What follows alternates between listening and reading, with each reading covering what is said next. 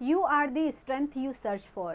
Hello नमस्ते, welcome to Malvi academy. So dear students, आज हम लोग डिस्कस करने वाले हैं CUT BEd इंग्लिश लैंग्वेज का सिलेबस कि इंग्लिश में कौन कौन से टॉपिक्स होते हैं, इनका वेटेज क्या होता है, इच एंड एवरीथिंग हम लोग आज डिस्कस करने वाले हैं.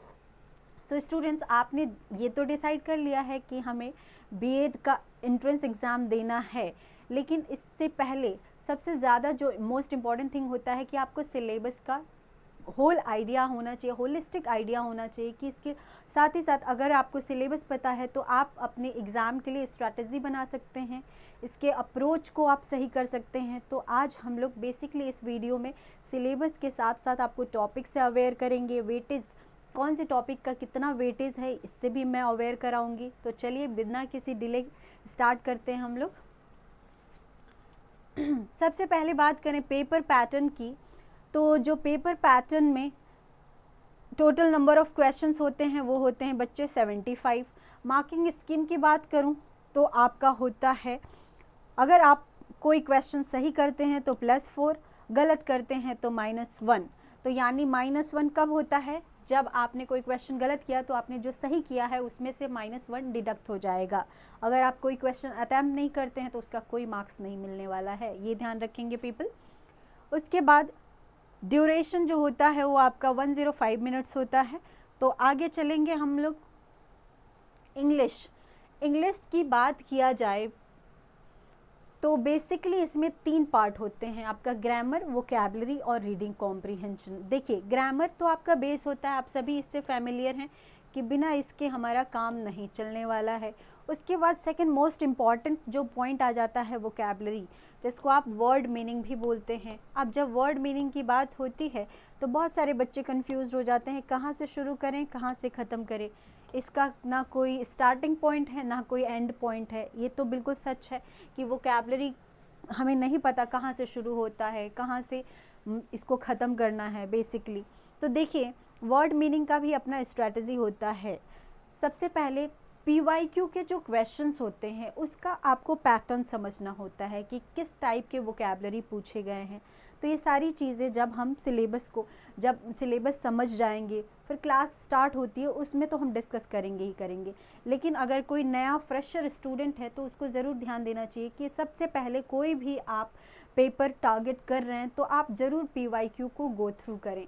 उसके बाद most important thing reading comprehension, जहाँ से एक पैसेज पे आपको 5 क्वेश्चन मिलेंगे. 5 क्वेश्चन मतलब हो गया बेटा आपके 20 मार्क्स. ठीक है, तो 20 मार्क्स बड़ा स्कोर है, मैटर करता है. और रीडिंग कॉम्प्रीहेंशन भी आपका इजी लेवल का नहीं आता है, मॉडरेट टू टफ लेवल होता है इसका, मॉडरेट टू डिफ़िकल्ट होता है. तो ये पॉइंट आप ध्यान रखेंगे.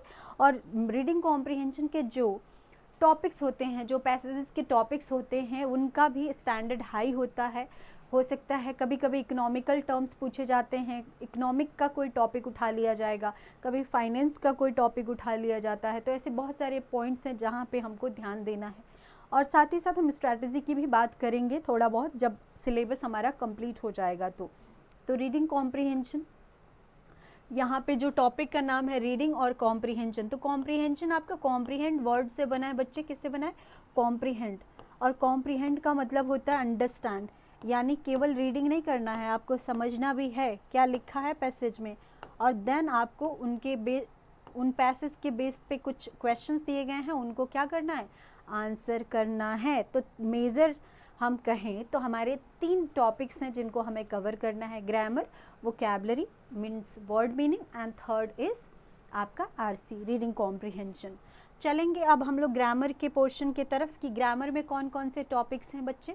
तो ग्रामर में बेसिकली आपका पूरा पार्ट्स ऑफ स्पीच, पूरा एक तरीके से पूरी फैमिली यहाँ प्रेजेंट है. नाउन हो गया, प्रोनाउन हो गया, वर्ब हो गया, एडजेक्टिव, एडवर्ब, प्रीपोजिशन, कंजंक्शन और आर्टिकल. उसके बाद टेंस की बेसिक अंडरस्टैंडिंग डेफिनेटली आपको होनी चाहिए. तो टेंस भी है इसमें जिसको हम कवर करने वाले हैं. देखिए, एक्टिव पैसिव से भी आपके क्वेश्चंस आते हैं, एक ग्रामर का ही पोर्शन होता है. फिर नैरेशन बोलिए या फिर डायरेक्ट इनडायरेक्ट स्पीच बोलिए, एरर डिटेक्शन या फिर एरर करेक्शन, ये इम्पॉर्टेंट पार्ट है. और ये पूरा जो टॉपिक है एरर करेक्शन का, ये टोटली ग्रामर बेस्ड होता है. तो यानी कि इस टॉपिक को अगर सॉल्व करना है तो हमारे parts of speech, tenses, active passive narration अच्छे से क्लियर होने चाहिए, तभी हम इस पोर्शन को, इस वाले टॉपिक को कवर कर सकते हैं। उसके बाद फिलर्स की बात करें तो फिल इन दी ब्लैंक भी बोलते हैं इसको। ये आपका वोकैबलरी बेस्ड होता है या फिर ग्रामर बेस्ड होता है, तो आपको ये ध्यान रखना है कि फिलर्स के क्वेश्चंस करने के लिए भी हमको ग्रामर का बेसिक नॉलेज डेफिनेटली होना चाहिए। अब उसके बाद नेक्स्ट आपका जो टॉपिक है वो है सेंटेंस करेक्शन और सेंटेंस इम्प्रूवमेंट। तो सेंटेंस करेक्शन, कोई सेंटेंस गिवन है, उसके 4 ऑप्शंस हैं और पूछा गया है आपसे बताइए कि कौन सा इसमें से ऑप्शन रिप्लेस कर सकता है सेंटेंस को, तो इसे हम सेंटेंस करेक्शन बोलते हैं। जो हमारा नेक्स्ट टॉपिक है वो है स्टेटमेंट बेस्ड क्वेश्चन। आपको 2 स्टेटमेंट दे दिए जाएंगे और दोनों में हो सकता है ग्रामर से रिलेटेड या फिर वर्ड से रिलेटेड कोई प्रॉब्लम दे दिया जाएगा और पूछा जाएगा बताइए कौन सा स्टेटमेंट आपका करेक्ट होगा। ठीक है, ऑप्शंस के फॉर्म में इन क्वेश्चंस को वो फ्रेम कर देते हैं। चलिए आगे चलेंगे। वोकैबलरी की बात करें तो वोकैबलरी में मेजर जो पोर्शन होता है हमारा सिनोनिम्स, एंटोनिम्स। आपको पता है सबसे जो एक फेमस तरीका है एग्जामिनर का पूछने का वोकैबलरी से क्वेश्चन, वो सिनोनिम्स एंटोनिम्स है, जाहिर सी बात है। लेकिन आजकल जो क्वेश्चंस आते हैं आपके एग्ज़ाम में वो एक सेंटेंस के फॉर्म में गिवन होता है। सेंटेंस के कॉन्टेक्स्ट में आपको वर्ड का मीनिंग समझना होता है और फिर आंसर करना होता है। तो इसके बहुत सारे फॉर्मेट हैं, बाकी आगे हम लोग देखेंगे। कुछ PYQ के क्वेश्चंस भी मैं दिखाऊंगी आपको। उसके बाद नेक्स्ट जो हमारा टॉपिक हो जाएगा वन वर्ड सब्स्टिट्यूशन हो जाएगा। वन वर्ड सब्स्टिट्यूशन से भी अच्छे क्वेश्चंस आते हैं, आपके 2-3 क्वेश्चंस डेफिनेटली इससे आते हैं। Misspelt, then idioms, then phrasal verb. तो ये टॉपिक्स हैं जो कि हम वोकैबलरी में कवर करने वाले हैं। अब हमारा जो लास्ट टॉपिक है आरसी में 2 इम्पॉर्टेंट चीज़ें हमें पढ़ना है। एक तो रीडिंग कॉम्प्रिहेंशन हमें करना ही करना है, दूसरा हमारा टॉपिक है जो कि अच्छा मतलब इसका भी वेटेज बहुत अच्छा खासा है। इससे 4 से 5 क्वेश्चन आ जाते हैं, समटाइम्स 3 to 4 और 5, तो 3, 4, 5 यही रेशियो रहता है। अब सेंटेंस रीअरेंजमेंट के क्वेश्चन टोटली आपके रीडिंग स्किल पे डिपेंड करते हैं। किस पे डिपेंड करते हैं बच्चे? रीडिंग स्किल पे डिपेंड करते हैं।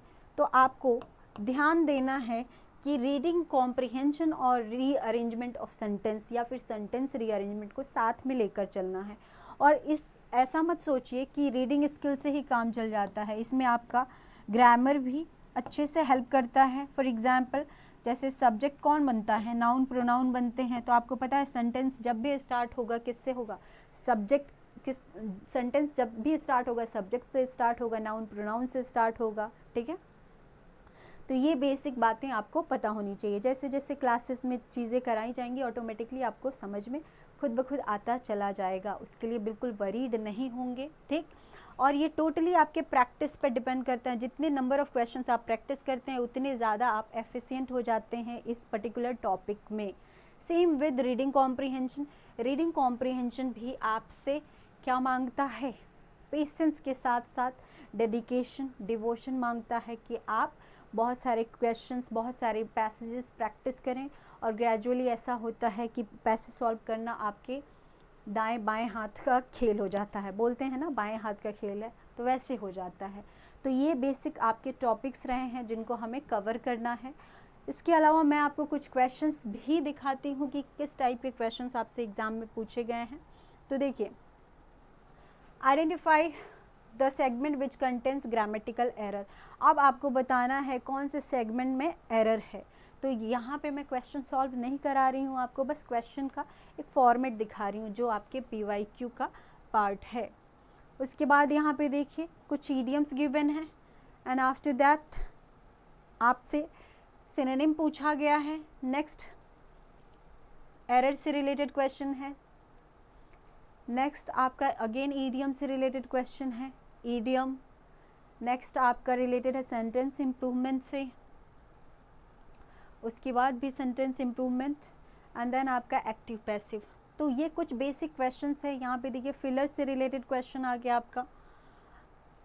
अब ये कुछ बेसिक क्वेश्चंस आपको मैंने बताए। अब स्टूडेंट्स आपको मेजर पॉइंट आपको ध्यान जो रखना है कि ये पॉइंट्स, ये जो सिलेबस का पार्ट है, ये जो 3 पार्ट है, ऐसे तो शॉर्ट में मैंने लिख दिया है 3, ग्रामर है, वोकैबुलरी है, रीडिंग है, पर ये अपने आप में एक तरीके से एक पूरा दुनिया समेटे हुए है। इन्हीं टॉपिक्स को हमें 1 बाय 1 करके कवर करते हुए चलना है, और फिर लास्ट में जब प्रैक्टिस करेंगे, आफ्टर दैट ऑटोमेटिकली आपकी जो क्वेश्चंस, जो आपके जो प्रॉब्लम्स है वो ऑटोमेटिकली सॉल्व होते जाएंगे। तो देखिए, किसी भी एग्ज़ाम को क्रैक करने से पहले सबसे ज़्यादा ज़रूरी होता है उसके सिलेबस को जानना। और क्योंकि 75 क्वेश्चंस आते हैं, इसमें इंग्लिश का जो नंबर ऑफ़ क्वेश्चंस होते हैं वो 25 होते हैं, तो आपको ध्यान देना है। 25 इंटू 4 करेंगे तो कितने हो जाएंगे बेटा? 100 मार्क्स। तो यानी 100 मार्क्स की फ़ाइट है। तो इसके लिए आपको क्या करना है, एक एक टॉपिक को डिटेल में पढ़ना है। क्योंकि देखिए, क्वेश्चंस का क्या है, क्वेश्चन पार्ट्स ऑफ स्पीच कह दिया गया है, तो पार्ट्स ऑफ स्पीच एक नहीं है, उसमें 8 पार्ट हैं। 8 पार्ट से कहीं से भी पूछा जा सकता है, ठीक है। तो आपको इन पॉइंट्स का ध्यान रखना है। तो ये था आपके ओवरऑल सिलेबस के बारे में एक शॉर्ट वीडियो, सो दैट आपको सिलेबस के टॉपिक्स का पता चल जाए। क्वेश्चंस मैंने ऑलरेडी आपको दिखा दिया है, इसमें आरसी भी होता है, रीअरेंजमेंट भी होता है, ये सारी चीज़ें होती हैं। कुछ सेलेक्टेड क्वेश्चंस मैंने आपको यहाँ पे शो किया हुआ है, राइट। तो आई होप आपको सिलेबस समझ में आया, और बहुत डिफ़िकल्ट नहीं होता है कि ये सिलेबस आप कवर नहीं कर सकते हैं, ईजी है। देखिए, ग्रामर से तो आप बेसिकली फैमिलियर ही हैं। और रही बात वर्ड मीनिंग को करने के भी एक तरीके होते हैं कि जिस तरीके से हम बहुत सारे वर्ड्स याद कर सकते हैं, रिटेन कर सकते हैं। जैसे मान लीजिए न्यूमोनिक मेथड हो गया आपका, ग्रुपिंग मेथड हो गया, ठीक है। तो ये सारे तरीके होते हैं जिससे हम वोकैबुलरी को मेमोराइज़ करते हैं। पीवाईक्यू को कैसे यूज़ करते हैं वोकैबुलरी में, ये भी इम्पॉर्टेंट पॉइंट है। उसके साथ साथ रीडिंग कॉम्प्रिहेंशन, रीअरेंजमेंट की जो प्रैक्टिस होती है, इसमें बहुत सारे टिप्स एंड ट्रिक्स होते हैं। तो आई होप कि आपको पूरा ओवरऑल सिलेबस का एक बेसिक आइडिया हो गया है। Okay students, so thank you so very much. Till then, stay blessed. Thank you.